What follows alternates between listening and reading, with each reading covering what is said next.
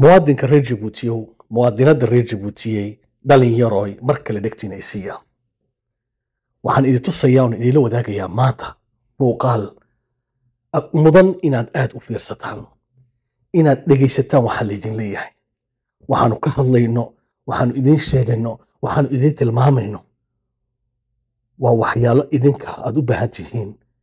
inaad ogaataan inaad wax ka qabataan inaad wax ka bedeshaan la rabo maxaa kamid ah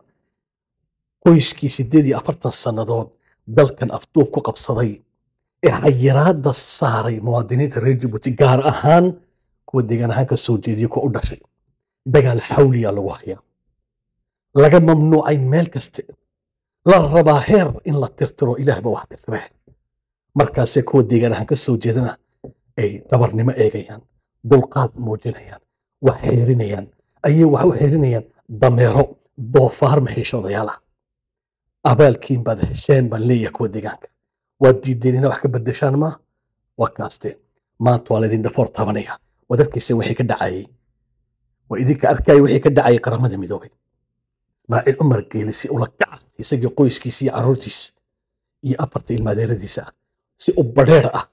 si kibir ah dhafoor taabasho ayuu halkaas soo fadhiisto beesha caalamka iyo adduunka iyo maxaan ku rahdaa caalamka isbaray cidda qura ka talisa dalka cidda qura wax garanaysa cidda qura ee dalkan alla shaqayn kartaa waa annaka iyo aniga iyo carruurteeda waa kuwan ayuu lahaa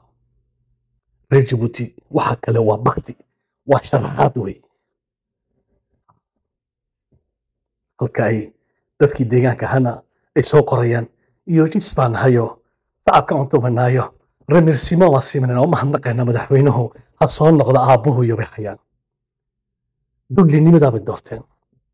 ilaahay ogaana nafna ma dulleeyo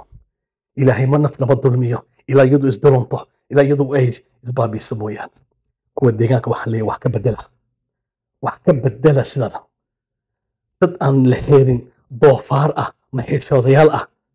ayaad idinkuna ixtiraamaysaa oo dulqaadanaysaa ugu dambayn dhalinyaroy hurdada laga kaco waddankani wuxuu u baahan yahay in la badbaadsado waad ogtihiin oo cid idin badbaadinaysa ma jirto cadowda weynii midoobeen wayna sii badanayaan laakiinse waa fulay xaarweynayaal ah maxishoodayaashan ay u horreeyaan waa in la kaco adoon oo la sameeyo haramuus loogu tago inaate maska marka la dilay madaxa laga dilay in madaxa aan ka soo dilno waxaan u diray baaq iyo digniin maxishoodayaashan war waxaad yeesheen dadka deegaanka iyo kuwa u dhashay waa sahalo gaajada iyo dhibaatada waa la noolaan karnaa anagu sida loola noolaado waan naqaanaa inaad waxna gaarsiiseen baad moodaysin ma xabad daawacana maa gaarsiin laakiinse waa la iskaga dambayn doonaa soo cadowtinimo maratiin